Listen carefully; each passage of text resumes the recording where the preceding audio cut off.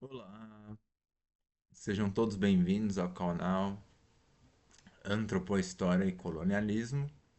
Eu sou Vitor Collins, antropólogo, e nós vamos seguir com o curso Galiléia e a Revolta Judaica, Império Romano, Nazarenos e Judeus, o conflito que conformou a Era de Peixes. E a nossa live de hoje chama A Invenção de São Paulo e o Surgimento dos Bárbaros. Então eu convido vocês a ficarem até o fim do curso no canal e deem um like, subscrevam, comentam o que quiserem. Então vai ser o maior prazer. Então, vamos lá.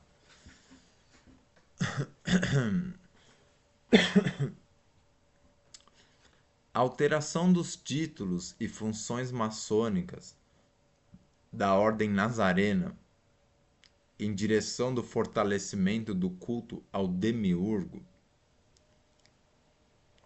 se relaciona com a pivô participação de Saulo Joséfo, ou Saul Josephus, em relação ao seu status social como filósofo judeu, grego gnóstico e cidadão romano, no incrível envolvimento de sua presença como delegado de polícia para os fariseus e embaixador de Edessa, quando prendia os adeptos dos cultos astrológicos e os punha na prisão.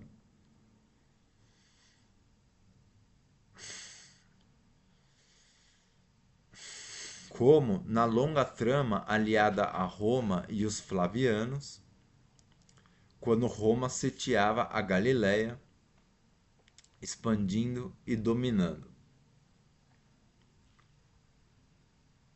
Então, mais uma vez, aquela célebre passagem da Bíblia, quando Jesus diz: Paulo, por que me persegues? Nos foi contado que aquilo é um momento de glória, onde o apóstolo São Paulo se torna servidor de Cristo, né? Pelo seu humilde arrependimento, né? Mas na verdade, claro, essa é uma versão de propaganda pró-romana, porque de fato Saulo era Josefo, delegado de polícia, e o que ele fazia era prender os adeptos dos cultos astrológicos, sendo, como já mencionei numa live anterior, o arqui-inimigo do Cristo Nazareno. Tá?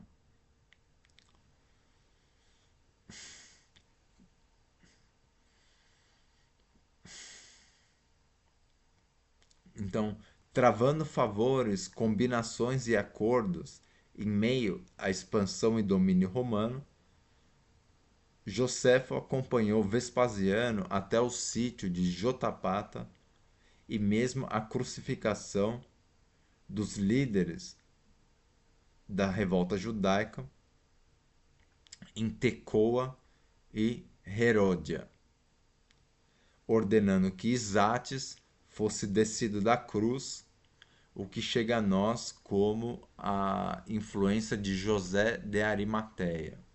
Então, o autor Ralph Ellis equaciona Saulo Josephus Flavius com José de Arimateia.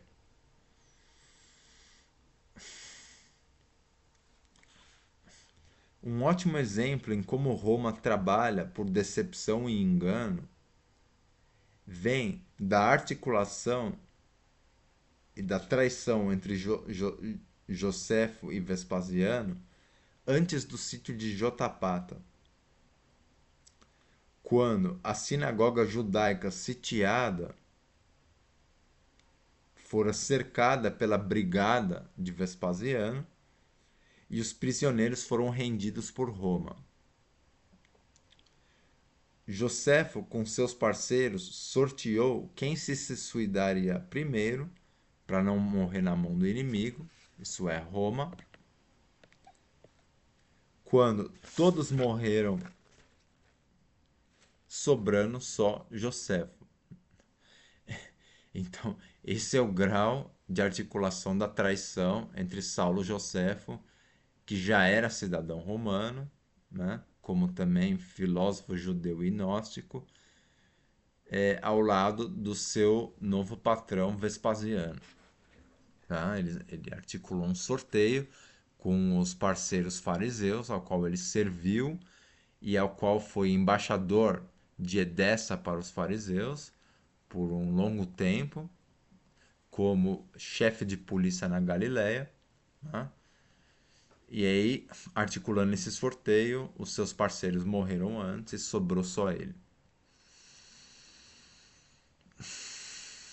Assim, ao entrar no templo, rendido após ser atacado, Vespasiano reclama a Joséfo por que o sítio demorou tanto. Ou seja, por que a traição combinada de antemão demorou tanto? E Joséfo se levanta para saudar seu novo patrão e com os braços abertos anuncia, garantindo profeticamente que Vespasiano seria o novo imperador. O que de fato se passou, né? E não só isso, Vespasiano foi consagrado imperador santo e divi filhos. Isso como todos os imperadores romanos, foi consagrado uma deidade. O que foi algo bem incomum na história de Roma, porque Vespasiano era um homem comum, era um camponês que criava jumentos, né, um muladeiro, né? E aí tá deixa a sugestão para vocês pensarem um incrível paralelo entre Isates ou Yeshua, Jesus, que entra em Jerusalém montado num jumento, né? Quando seu arqui-inimigo, o futuro imperador de Roma, Vespasiano, também foi um muladeiro que criava jumentos, tá? Então, nós temos aí um incrível paralelo na história da Guerra da Galileia, que é realmente fascinante, tá?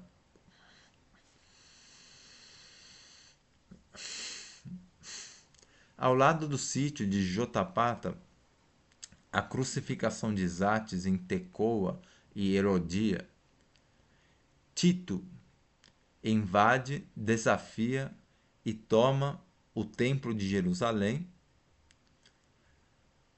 cujos tesouros literários são apossados e caem nas mãos de Josifas, e que vai dispô-los a serviço dos Flavianos logo antes de produzirem as escrituras latinas. Isso é, como eu já comentei, Josefo ou Josephus foi um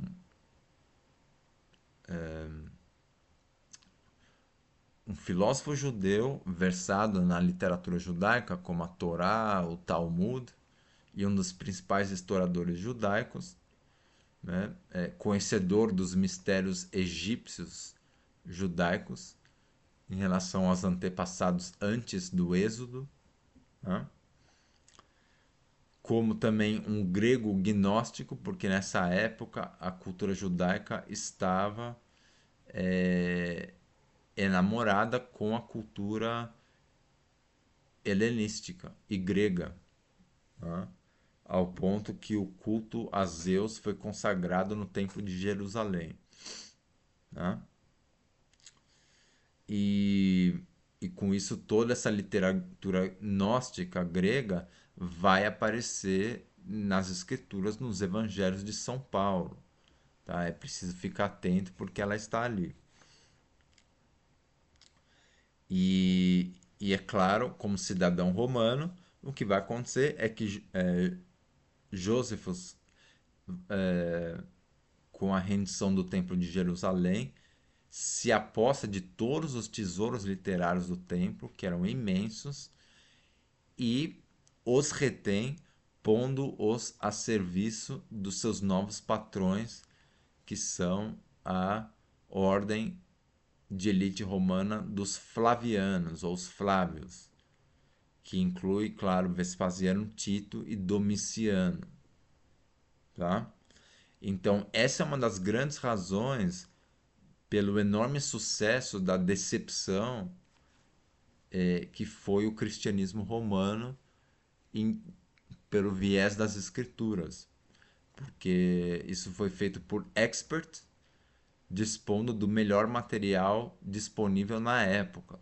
Então foi uma manobra sem igual na história e revela o incrível gênio de decepção e manipulação de Roma, que basicamente enganou a humanidade por milhares de anos. Tá?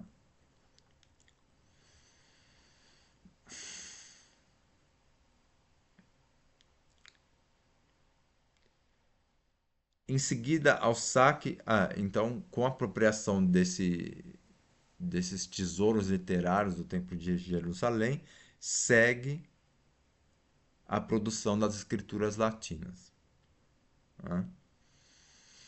É claro, com muitas manipulações de tradução, muitas. Então, por favor, atentem à obra do Jordan Maxwell, do Santos Bonatti, e entre outros que eu vou citar, que apontam exatamente o que foi retraduzido pelos latinos. E houve muita manipulação e mudança de sentido vindo da Torá, né, que seria o Antigo Testamento, até a Bíblia Latina, tá? E que mudaram completamente o sentido das escrituras. E isso foi feito pela mão de Josephus, ao lado dos seus patrões Tito e Vespasiano, tá? Inclusive várias invenções fictícias, como a antiga Israel do Antigo Testamento, né? E, enfim, tem muitas invenções fictícias nas escrituras latinas. Né? Em seguida ao saque do templo, Tito põe fogo no templo e, com a espada erguida, se declara inimigo em sua grande animosidade a Yahweh, né? Que se tornaria Jeová, desferindo ofensas e deixando claro que Roma é a senhora e suplantou o culto judaico aos Elohim e Yahweh, derrotados sobre o poder de Roma. Tá? Então, com essa derrota da cultura judaica, Roma aplica e consolida o culto ao demiurgo na forma de Zeus. Tá? Então, o cristianismo romano, falando da sua astroteologia, que é a organização dos símbolos relacionados aos planetas e ao Sol e aos arquétipos influentes. Então, o cristianismo romano nada mais é do que um culto solar misturado com Júpiter. E aí nós vamos ter Aiusos, que é Sol em grego, tá? E Sol é o mesmo que Aton, egípcio, combinado com Zeus. Então, Aiusos com Zeus se torna Jesus. Tá? Assim como Júpiter, Saint Peter ou São Pedro, nada mais é do que Júpiter capitolino. Né?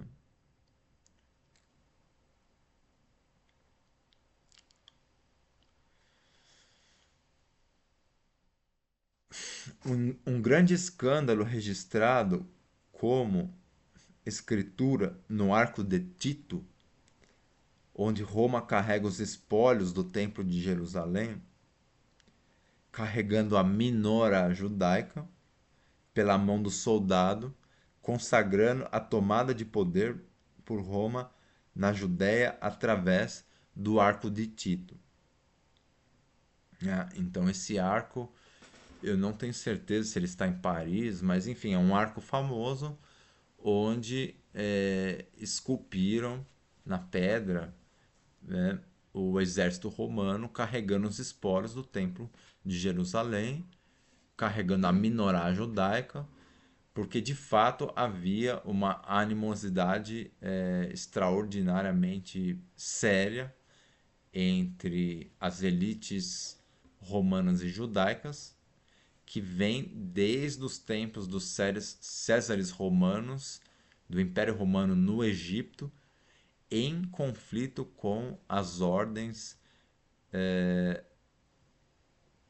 hebraico-cananitas, tá? Que são os ancestrais judaicos, né? Então nós temos as ordens saturnianas, né, cujo maior símbolo é o hexagrama de Saturno ou a estrela de Davi, tá? E esse conflito vem do contexto do culto solar ao egípcio Aton, onde as ordens latinas pelos Césares romanos disputaram poder com as ordens hebraicas e cananitas em relação a qual delas seria predominante, tomaria o poder, tá?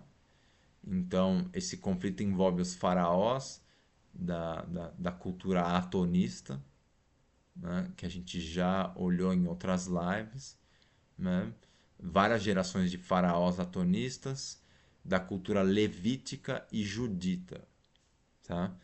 Então, entre essas várias gerações e com o influxo, com a chegada das autoridades macedônio-greca e romana, houve um conflito entre essas ordens diante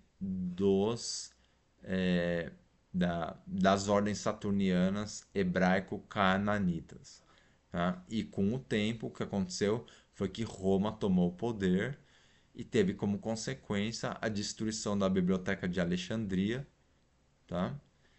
E toda a transferência do culto solar egípcio ao Aton ao posterior cristianismo romano. Então, assim, basta vocês olharem ao Vaticano, vocês vão ver ali dezenas de obeliscos de origem egípcia, né, alguns trazidos do Cairo pelo imperador Augusto, e então a cultura atonista egípcia, que traduz como sol, né, e mais tarde Aiussos, é a base do cristianismo, que vai fundir o culto ao sol Aiussos com o culto a Júpiter, Zeus, se tornando Jesus. Tá? Então essa é a invenção do Messias imperial cristão romano Egito imperial.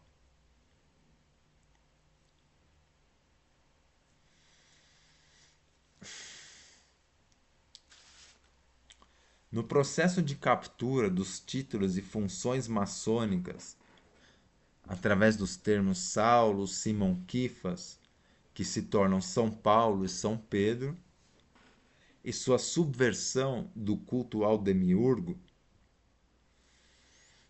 Então, para entender o conceito de demiurgo, vocês precisam ler a literatura gnóstica da biblioteca de Nag Hammadi. Tá? Inclui o aspecto autoritário já presente nos nazarenos, mas que em Roma se torna a total submissão das mulheres, eliminadas da participação dos mistérios e consideradas propriedades do marido, profundamente amparado pela teologia paulina e a lei cristã, como se lê nos evangelhos de São Paulo. Então, Josefo ou Josephus vai dizer que as mulheres têm que ser olhadas, mas não ouvidas. Tá? E E aí, claro, já havia uma animosidade com as mulheres dentro da Ordem Nazarena por parte de Simão Kifas, né, ou Simão Barjona, e Roma tomou proveito dessa animosidade para promover esse aspecto patriarcal e autoritário, inventando o título de São Pedro, que vai ser o braço direito da corporação latina, sendo o CEO, o chefe da empresa, Jesus Cristo. Tá?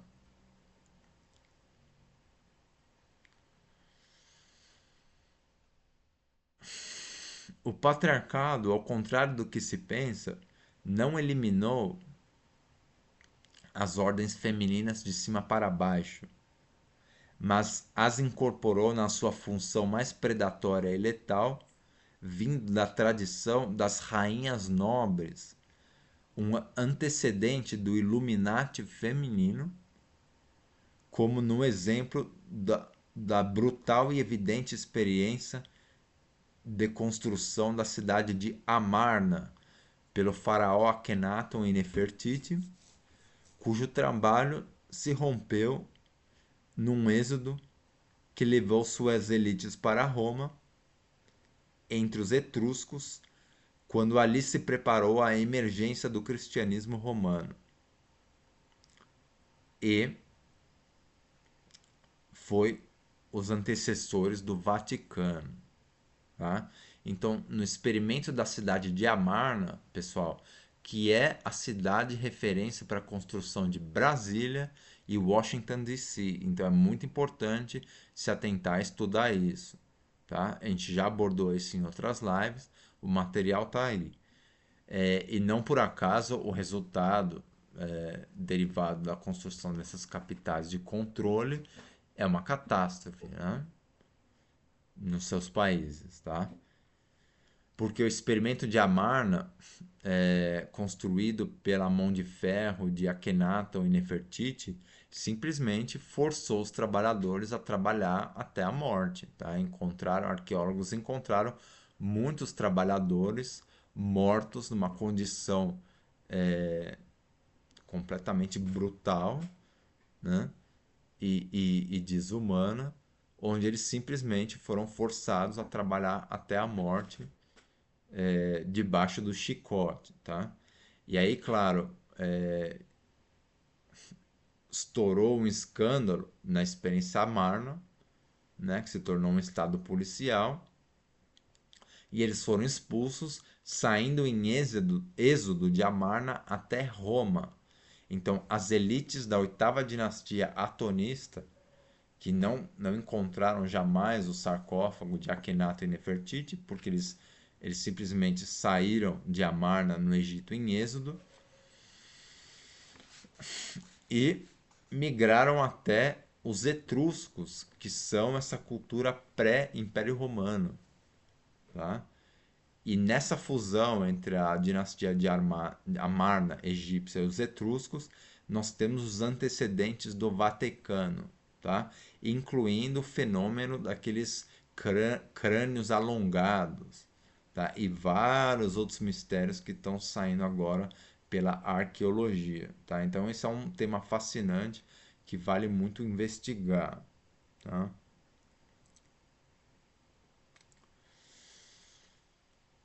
Bom, invenção de São Paulo, tá?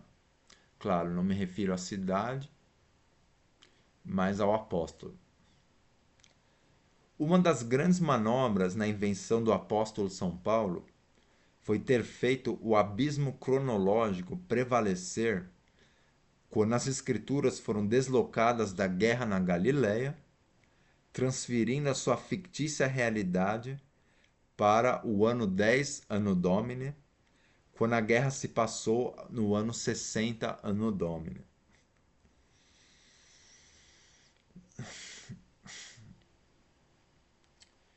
Chamado O Abismo Cronológico, por Ralph Ellis, isso é, se ocultou se ocultou a maquinação manipuladora dos flavianos na invenção de São Paulo, quando foi separada qualquer relação entre Joséfo e o apóstolo. Essa manobra foi chamada do abismo cronológico, como atribuiu ao cristianismo um figura supostamente sacrossanto, escolhido por Jesus Cristo pelo seu suposto humilde arrependimento na estrada para Damasco, eliminando o caráter traiçoeiro e manipulador de Joséfos, que prendia adeptos dos cultos astrológicos, enviando-os à prisão. Então, quando Jesus fala na Bíblia, Saulo, por que me persegues?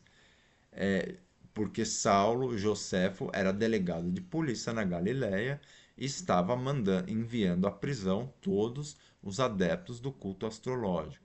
É simples assim. Qualquer outro viés é propaganda romana que chegou a nós, tal como aquelas passagens que diz, dê a César o que é de César, ou seja, pague docilmente o imposto ao imperador, vire a outra face, né? Então tudo isso são tentativas de docilização numa espécie de propaganda pró-Roma, tá? Que está escrita nos evangelhos.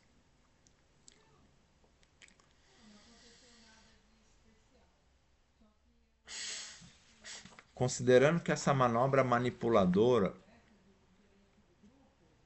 durou intacta por 2000 anos, pode-se dizer que nesse caso temos o sucesso do inacreditável gênio romano de decepção e traição. O calendário também foi falsificado, já que o ano de estreia no mês de Peixes, seria o ano zero Anno Domini, foi considerado o nascimento de Jesus, quando na verdade não, é simplesmente o ano de estreia do mês de Peixes.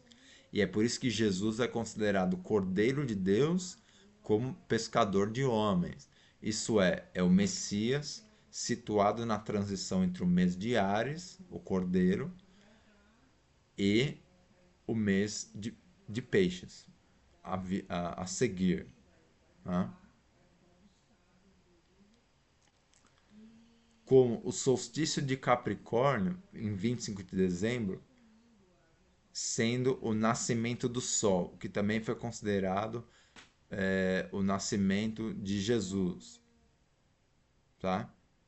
Quando na realidade esse nascimento do Sol é vindo do culto persa Sol Invictus, tá?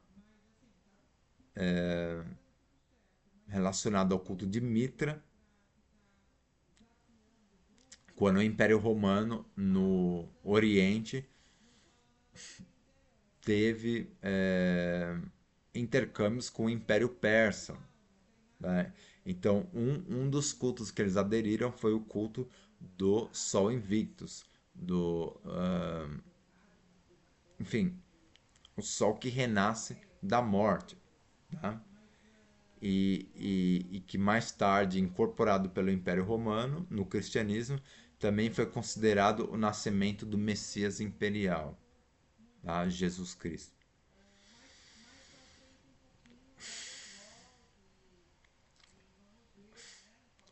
Ao lado de fortalecer o culto ao demiurgo com as fraudes nos títulos maçônicos, como consequência da tomada de poder da Galiléia por Roma, houveram milhares de judeus em exílios que perderam suas terras, posses e direitos, como foram escravizados depois do sítio de Jotapata para serem enviados à morte no Coliseu Romano, chamado Anfiteatro Flávio.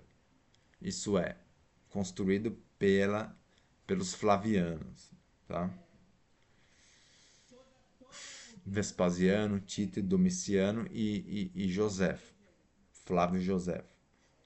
Incluindo o financiamento do anfiteatro com os saques e espólios vindo das riquezas vendidas do templo de Jerusalém. Tá? Então, quando Tito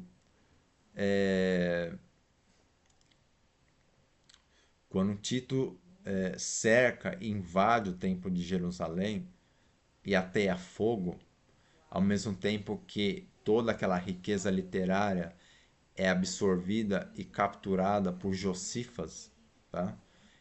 Mais tarde sendo servida e posta a serviço dos seus patrões romanos, esses espólios, né, entre muitas riquezas, imagino eu, ouro, diamantes, tá? Eles são vendidos para financiar a construção daquele horrível Coliseu Romano, que é nada mais do que uma arena cruel da morte, tá? Onde eles se divertiam, no pão e circo do imperador, mandando os cativos a morrer na boca das bestas, né? Dos leões e dos tigres e tudo mais, tá? Então esse anfiteatro Flávio, tá? Estejamos atentos, tá? O membro da dinastia Flaviana nomeia as ruas da cidade de São Paulo, tá? Então, quando vocês passarem pela rua Vespasiano e Tito, lembrem-se que eles construíram o anfiteatro Flávio, o Coliseu, com os espólios que Tito saqueou do Templo de Jerusalém, né? E mandaram em seguida milhares de prisioneiros e escravos judeus para morrer na boca das feras no Coliseu Romano, tá?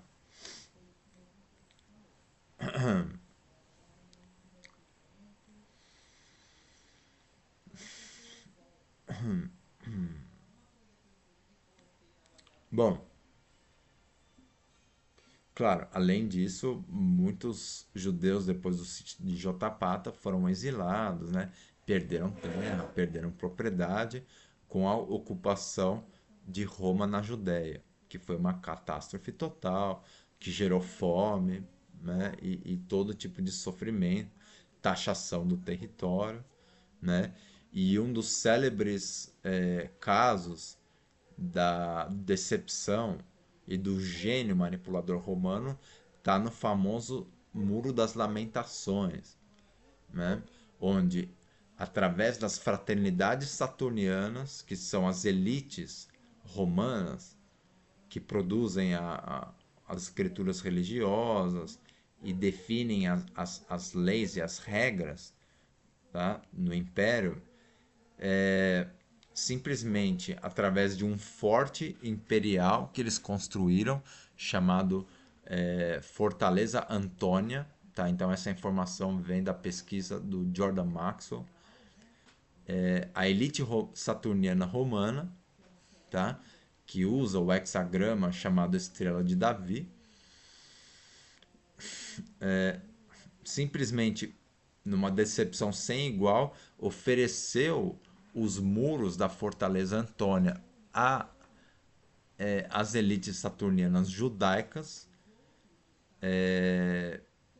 manipulando essa fortaleza que se torna o Muro das Lamentações judeus. Então os judeus estão lá se lamentando naquele muro e muitos deles não têm consciência de que aquilo é uma fortaleza romana dada pela elite saturniana dos seus piores inimigos. Tá? Então esse é outro exemplo do gênio de decepção romana e como tem funcionado a vitória latina sobre a história depois da guerra na Galileia. Tá?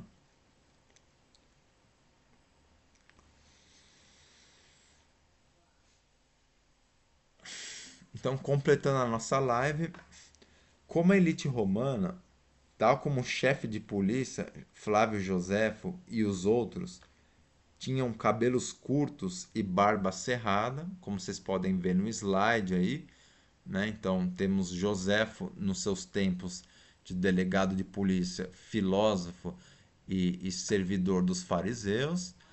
Aí o arrependimento de Joséfo na estrada para Damasco, né?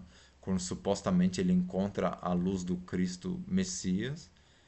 E aí, no tempo em que ele já aderiu aos flavianos. Então vejam a diferença aí de estilo, né? E é esse estilo flaviano, de cabelo curto e barba cerrada, que vai tomar o poder na Galileia da maneira mais brutal possível, né? Que vai enviar prisioneiros de guerra do sítio de Jotapata ao Coliseu Romano, que vai saquear todos os espólios e tesouros do Templo de Jerusalém para financiar o Coliseu, tá? E na maior manobra de decepção do gênio romano, Josefo vai se apropriar de toda a literatura greco-gnóstico-judaica, ao qual ele era um expert, né? E pôr a serviço dos flavianos, produzindo as escrituras latinas, com a invenção do apóstolo São Paulo. Tá? Então vejam aí na obra do Ralph Ellis, tem um estudo que é o paralelo entre a vida de Saulo Josifas e São Paulo. Aí vocês vão ver os paralelos diretos, né? Como como a função de delegado de polícia na Galileia, a perseguição dos adeptos de cultos astrológicos, enviando todos à prisão, o naufrágio no navio Castor e Pollux no Mediterrâneo, a caminho de encontrar o imperador Nero, tá? Que já era considerado um morto-vivo e seria sucedido após o seu assassinato por Vespasiano. Tá? Então, esse estudo entre o paralelo entre a vida de Josefo e São Paulo, por Ralph Ellis, é simplesmente fascinante. Tá? Como toda a obra dele. Tá?